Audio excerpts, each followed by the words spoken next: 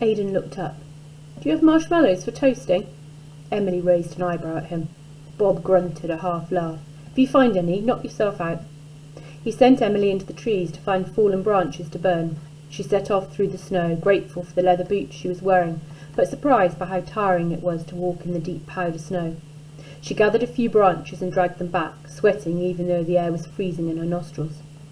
Then they broke open some of the packages from the plane and tore the cardboard. It was drier and thinner than the wood. With Emily's dad, it was all about military precision or exactness and attention. Tinder, kindling, firewood. Bob had a different approach. He just made a pile of cardboard and wood, doused it or covered it in gas and set fire to it. The rush of heat was immediate, something primitive, almost alive. The flames rushed up, casting a glow on the side of the plane, made the nearby trees flicker and their shadows grow and recede or get less like breath. The mountain disappeared, though, in the horizon. They were in a glowing bubble now, surrounded by the blackness. Aidan glanced around. Quite visibly said, these pyrotechnics, or fireworks. It was exactly what Emily had been thinking. She squeezed his hand as if to say, what could they do? Then she saw that Bob was staring at Aidan, brow creased. "Aidan's, different," she said. "Special." Bob nodded slowly. "We should eat," said Emily, so Bob would stop looking at her little brother. They opened cans at random, corn, beans, tuna, even Coke to drink. There were also cookies and chips, but Bob said to have saved some stuff for later. He pulled one of the broken seats from the plane and set it up next to the fire. Then he yanked a first aid kit from under it and took out a bandage, alcohol, cotton wool, scissors. He walked over to Emily, snagging a water bottle from his pile of stuff, and motioned for her to look up at him. "This will hurt," he said, pointing to the cut on her forehead. "I know," said Emily. "This will hurt." It was practically her motto. She'd heard it all her life. Those years of point shoes, building up the strength in her toes, losing nails, developing calluses or hard skin as hard and walled as horn. Hiking with her dad. Even Miss Latimer, call me Rachel, the cheer coach from this last year in Alaska, had said it, about learning routines. But it wasn't the routines that Emily found most painful. Not that. Bob poured water over her forehead. Some of it ran into her nose and mouth, and she coughed, turned involuntarily, and when she faced the right way again, he rinsed off the blood before using the alcohol and cotton wool to clean the wound at her hairline. Finally, he wrapped a bandage around it. "I'm no medic, he said, but that will at least improve your odds." Emily and Aidan sat on the lip of the fuselage or crush, and Emily shuffled up close to the little boy, wrapped her arm around him, held her close, for warmth. "Will someone find us?" Aidan asked. "I don't know," she said. She squeezed him tight. "I don't know." She was watching the fire, the shifting colours of it, the constant ribboning movement. Vertical liquid leaping up from the branches, but of them too, using them up, their hot ghosts escaping into the air. There was something unnatural about it, and natural at the same time. The way the locker room had gone up, back at her school, as if it had wanted to be turned into black powder, had just been waiting for the fire to start, so it could return to its purest state. She kept watching the flames, burning through the wood, turning it to ash, doing what it wanted, what it was made for. She ended it. Emily hadn't danced a single time since they'd moved, like a protest, only she didn't know whose benefit it was meant to be for. It wasn't like her mum noticed. The fire mesmerised her. Always Emily kept half an eye on Bob, though. He seemed harmless enough, had barely glanced at her, his face impassive, but she was wary. He was a man after all, and not seeing anything didn't guarantee safety. There were blank white landscapes, sometimes in which wolves invisibly moved. When the fire had burned down a little, Bob took the thin sheet of metal he'd found and bent it into a rough semblance of a pan shape. Then he piled snow in it and pushed it, with a branch, into the embers at the side of the fire. The snow melted quickly, and he hooked out the rough cookware and poured the water into empty cans for them to drink. Emily handed one to Aidan first. "Where are we?" she asked, when they were done drinking. The pilot glanced at the mountains all around them. They were near the top of them, atop of one of them, some kind of glacier above them, and below them a sloping expanse of forest. "Somewhere in the Wrangell St. Elias National Park," he said. "I was heading to Anchorage." "I know," said Emily. He narrowed his eyes. "You wanted to get to Anchorage?" "Sure." "Running away from home?" "Something like that," she said. "Because of the school thing?" "Sure," she said again. It wasn't that, but how could she explain about Aidan? Though, she had to admit, even if she hadn't had to leave, she'd have wanted to. Not that she could explain that either. How the time was like Gilmore Girls without the jokes, like Lost without the mystery. No roads in or out or on a plane once a month. No Jeremy to talk to, except on WhatsApp. There were only 10 kids in her class, and she had to do the cheerleading instead of ballet. Cheerleading. Brad. She closed her eyes and saw flames licking up the locker room wall, hearing the cheers, the noise of the crowd, the wolf whistles, felt Brad's hand on her arse and... "You okay, kid?" said Bob, standing over her. She opened her eyes, blinked. "I'm fine." He raised his eyebrows. "Seems like fire's got you in a trance." "I'm fine," she said again. She shifted further into the plane, away from the fire. Aidan shuffled back with her, and she pulled him in close, trying to share her warmth with him. Bob went and fetched more blankets for them. He watched as Emily silently wrapped one around Aidan. "Quiet, isn't he?" he said to Emily. Emily nodded. "I want Mum and Dad," said Aidan, looking up at him. "I want Goober. I can't sleep without him." "Goober?" said Bob. Emily looked at Aidan for a long beat, then back at the pilot. "His stuffed monkey. He fell out of the plane, I think." "Goober keeps the monsters away," said Aidan.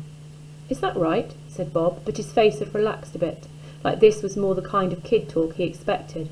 "He's a tough monkey, huh?" Bob's tone was friendly, but a little stiff, like someone who has nieces and nephews but doesn't see them that much, Emily thought. "No," said Aidan, "but he's always burping and the monsters think it smells gross." "Oh," a blink. "Okay." "Don't worry though," said Aidan. "If they come in the night, I'll burp at them too."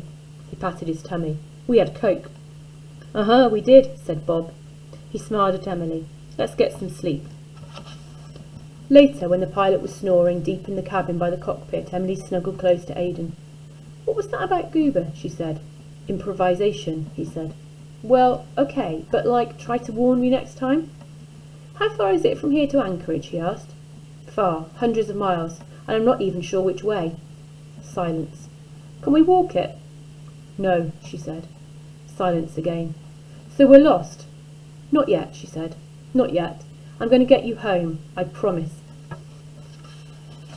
Chapter 5. When she woke, the fire had gone out. Emily breathed in freezing air, breathed it out as mist. The cold was absolute, like all of winter in one day. It hurt her throat and chest. It put blades into the atmosphere.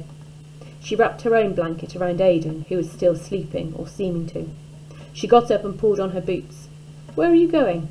A small, sleepy voice. Aidan. "To fetch wood. Stay here, I won't be long." "Can I come?" he said. "Won't you get cold?" "Not if I'm moving." Emily smiled and nodded. She liked having him by her side. She always had. She couldn't explain it. She just loved him right from the start, the way she'd loved ballet, from the moment she'd learned the first positions. He was like the dance to her, like freedom. And now dance was gone, and there was only him. His hand fitted into hers like a key into a lock. Always and now he held her hand, and they walked together. They headed to the tree line. "We can't stay here," said Aidan. "We need to keep moving. To Anchorage." "I know," said Emily, "but we need fire first, and then we'll plan." "What will we tell Bob?" he asked. "I have literally no idea." Quickly, before her hands seized up, she gathered some twigs and fallen branches. Gloves, she thought. Need to find some gloves. Aidan put out his arms, a request, and she placed a few small branches in them. Not too many. "That okay?" she asked. He nodded and walked on ahead, back to the plane. He was smart, but he was so small, so fragile. She followed, her heart contracting at the sight of his tiny figure, holding the branches, so big in his small arms. They walked back to the plane, past one of its wings, which had broken off and was lying in the snow. Bob had clearly woken with the same idea as Emily. He was dragging a pine branch, covered in needles, to the fire. It wouldn't burn easily, her dad would have sneered, but she supposed Bob was counting on the gasoline as an accelerant to make it go into flame. Her dad would have sneered at that too, but she had to admit it was effective. Emily wondered how old the pilot was. He had grey at his temples or the side of his head, but she wasn't good at guessing the age of adults. 40? 50? It was hard to tell. He didn't seem older than her dad, but he didn't seem younger either. Different, though. Her dad was all ex-military square lines, shaved, box-like. Everything in its compartment. Tools. He hung them on racks in the shed out back, neatly. Sometimes she thought the main reason he didn't like his knee injury, apart from how he'd blown his military career along with his cruciate ligament, was that it offended his sense of neatness to have one leg that worked better than the other. Bob, on the other hand, was more like the word that came to her mind was buccaneer. blurred at the edges. Before she left Minnesota, Jeremy had told her that Alaskan pilots were like cowboys of the cold. Jeremy often said things like that, a little overblown. He was fascinated by the bush pilots, their exploits, their bravery, their stubbled chins and hard arms too, their eyes washed pale by vast skies. She had teased him about it. Her mum didn't like them so much. After their flight into Stafford Landing a year before, she'd vowed that they'd never go on one of those little planes again. The pilot hadn't been Bob, but his vibe or feeling had been similar, louche, unkempt, a loose cannon. Her mum had said, if I'm going to trust my life to anyone, I want it to be someone who can press a uniform. Or, Emily thought, glancing at Bob in his jeans and puffy jacket, wear one. Emily's mum worked part-time and had spent a lot of hours in the gym when they'd lived in Minnesota. Even now, she still went running every day. She loved motivational quotes and inspirational poetry and the idea of personal growth through hard work and dedication. She was big on the power of transformation. When Emily had joined the cheer squad at her new school, her mum had been thrilled, which made one of them. Emily's mum had never really understood dance. She made that clear. She didn't understand what it was for, as if everything had to be for something, as if everything needed to be cheered and paraded. All these motivational magnets and not a single work of art in the house, apart from a Jack Vitriano print that some aunt had given her as a housewarming gift. Jeremy had said, "Your mum is the kind of person who finds Instagram poetry inspiring." Cheerleading, she totally got though, Emily's mum. It was supporting the football team, it was squad goals or whatever, it was motivational like her magnets. Emily thought squad goals could go screw themselves. Anyway, Alaska was like the last frontier of flying. On that, Mum and Jeremy would agree, though they'd disagree on the romance of it. A place where a person could test themselves, a place where you could still get lost if you wanted to, or if you weren't careful. Emily thought about that, looking at Bob. He was the kind of person who might have wanted to get himself lost. Well, he was truly lost now. Emily winced at that thought. "You ever crashed before?" she asked. The pilot looked up. "Nope." "Ever been lost in the wilderness before?" "Nope." She nodded. "That's comforting." "They'll come," he said. He didn't sound too convinced. Alaska was a big place. "They'll see the smoke, don't worry." She squinted up. The mountain was wreathed or covered in fog. She said. But that was exactly what she was worrying about, that they might come. Some people wanted to be lost, and she was one of them. "Is there anything to eat?" said Aidan, standing at the entrance to the plane. He was wearing a blanket like a shawl. He got cold very easily. There was a whoosh, and as Bob doused the fire with gas, it rose into the air, flames standing on their own, glowing pondweeds undulating, and Emily felt a surge inside her. The wood crackled. She noticed that her hearing was getting better. It had been cotton-wooled since the crash, sounds made fuzzy and far away. From the woods came creaking noises, the trees buckling under their coats of snow. She beckoned Aidan closer to the heat. She didn't want him collapsing on her. That could raise a lot of questions. "Here," said Bob. He threw a packet of bread to Aidan, who fumbled it and dropped it. He bent and picked it up. "Might as well eat it now," said the pilot, "before it goes to mould." Aidan ate a slice of bread, handed one to Emily. She nodded at him and he smiled back. A real smile. He was learning to do that. Despite herself, she edged a little closer to the fire and held out her hands, to warm them, to stare into the wild, fickle flames. Because she of all people knew that fire had two faces, the one that said home and the one that burned things down. She thought of that fire, part of the reason she was here on the mountainside, how her mum had stopped jogging because people on the street would stand and stare at her, how her dad came home early from school every day because, he said, he couldn't go into the staff room anymore. Not that either of their parents knew why, really, but that was another whole story. She hadn't meant it to happen. She didn't like fire, though when it had happened, she found she liked the way it took ordinary things, clothes, wood, a whole building, and made them flare, made them glow, made them beautiful, and then made them nothing but ashes. It had been cathartic, or it makes you better. Anyway, she didn't care what people thought of her. She hated them all, small-town kids, with their friends knowing each other, knowing what they wanted, or just wanting what they were given. Never wanting more, never wanting to get out. She looked around her at the wilderness, although, she thought, be careful what you wish for. Now she was stuck on a mountainside in the Alaskan spring, which was not as full of warmth and new growth as the season suggests. It was barely above 0 degrees even with the sun up. "What's that?" said Aidan, and she put away her memory swish, like minimising a window on an app, and turned back to Aidan, the little boy maximised, bright, backlit. "What?" He was pointing downhill.